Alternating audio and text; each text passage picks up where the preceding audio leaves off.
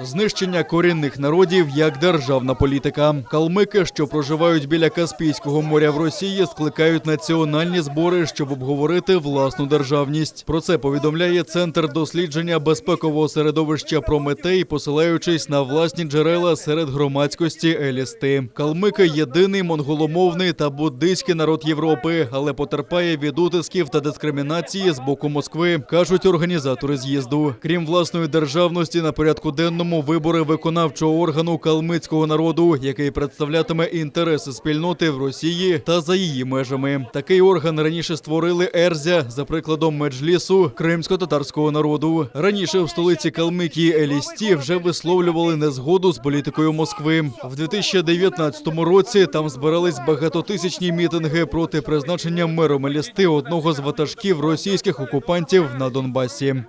Ви зневажали українську мову, ви знищували українську мову на Донбасі. Ви приїхали в Елісту та Калмики, щоб знищувати калмицьку мову. Вважаєте ли ви нашу мову калмицьку? Відповідайте калмицькому народу.